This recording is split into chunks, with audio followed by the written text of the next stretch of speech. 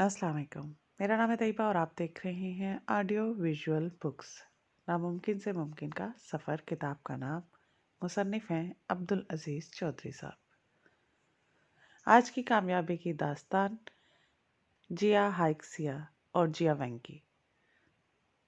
नाबीना और बाजुओं से महरूम दो ऐसे दोस्तों की दास्तान जिन्होंने सहरा को सब्ज़ में बदलकर एक गुलिस्तान बना दिया। अगर आपका ताल्लुक किसी गांव से है तो आप इस बात से अच्छी तरह आगाह होंगे कि गांव में माजूर अफराद की ज़िंदगी कैसे गुजरती है। और गांव भी ऐसे मुल्क का जो आबादी के लिहाज से सबसे बड़ा मुल्क हो। ऐसे अफराद अक्सर ख़ानदान पर बोझ तस्वुर किए जाते हैं और माशरे का रवैया रफ्ता रफ्ता उनको अंदर ही अंदर ख़त्म कर देता है और ऐसे अफराद की सलाहियतें तब कर रह जाती हैं। इस कहानी के दो लड़कों का ताल्लुक भी चीन के एक गांव से था और ये भी कई साल तक गुमनामी की जिंदगी गुजारते रहे। लेकिन फिर अचानक इन दोनों ने मिलकर अपनी माजूरी वाली बेकार और बोझ वाली जिंदगी को किसी मकसद पर लगाने का अहद किया। गुर्बत और पसमानदगी के बायस उन्हें और तो कोई काम ना सूझा जो वो अपने वसाइल में रहकर कर सकते। लिहाजा उन्होंने फैसला किया कि वो अपने सूबे की वीरान ज़मीनों को जंगलात में बदल कर आने वाली नस्लों को एक खूबसूरत मुस्तकबिल देंगे। हर सुबह वो अपने औजारों के साथ इस काम के लिए रवाना हो जाते।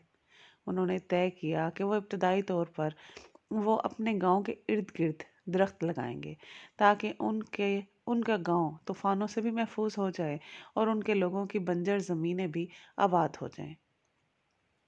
कहानी की सबसे खूबसूरत बात यह है कि इन दोनों दोस्तों में से एक नाबीना है जबकि दूसरा दोनों बाजुओं से महरूम है।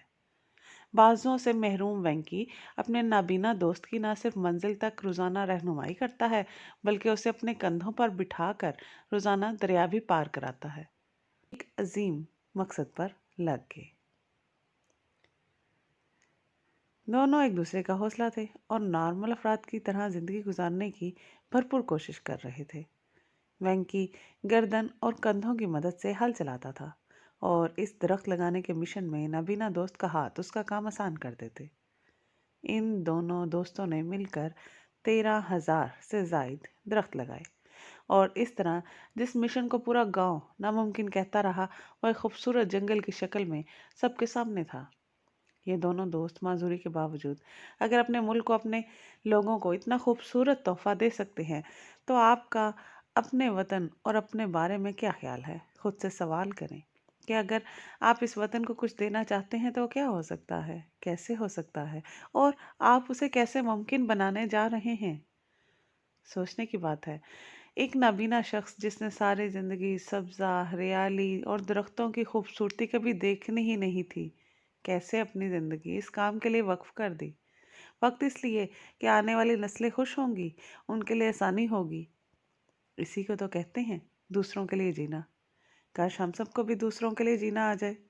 हमें समझ आ जाए कि हमें हमारी छोटी सी मुस्कुराहट किसी का दिन खूबसूरत बना सकती है। हमारा अच्छा इखलाक किसी की खुशी और इज्जत में इजाफा कर सकता है। हमारा लगाया एक दरख्त जाने कितने परिंदों का घर और बच्चों का साइबान बन सकता है। हमारी कोशिश से पड़ा हुआ एक बच्चा दुनिया वालों की कितनी महरूमियाँ दूर कर सकता है। काश हम समझ जाएं, दिल से की हुई छोटी सी नेकी वाकई बड़ी होकर पहाड़ बन जाती है। वो जाने कितने लोगों की ज़िंदगी बदल सकती है। दूसरों की तरफ हमेशा देखते रहने ही से ही कहीं बेहतर है कि खुद कदम उठा लिया जाए, चाहे वो कदम कितना ही छोटा क्यों ना हो, बस उसकी सिमत दुरुस्त होनी चाहिए। आज इंसानी अकल के दुरुस्त इस्तेमाल की वजह से ये बात साबित हो चुकी है कि इंसान आधे जिस्म के साथ भी अधूरा नहीं है। क्योंकि जिस्म चाहे जितना भी नामुकम्मल क्यों ना हो, इंसान अपने हिस्सों से चाहिए महरूम हो, मगर जब और जहाँ वो बामकसद जीने का हुनर पा लेता है, उसकी माजूरी एक महरूमी बनने के बजाय उसकी ताकत बन जाती है। लेकिन मकासद से आरी करोड़ों लोगों का भी होना ना होने के बराबर है। आए अहद करें दूसरों की सिमत में एक कदम उठाने का, खुद आगे बढ़ने का, इस कदम को आप दिलों में जिंदा रहने का सफर करार दें। कामयाब लोग छोटे कामों को भी इतनी खूबसूरती से करते हैं कि वो उनकी पहचान बन जाता है। आज के लिए इतना ही। अगली कामयाबी की दास्तान अगली नशिस्त में। सुनने का शुक्रिया।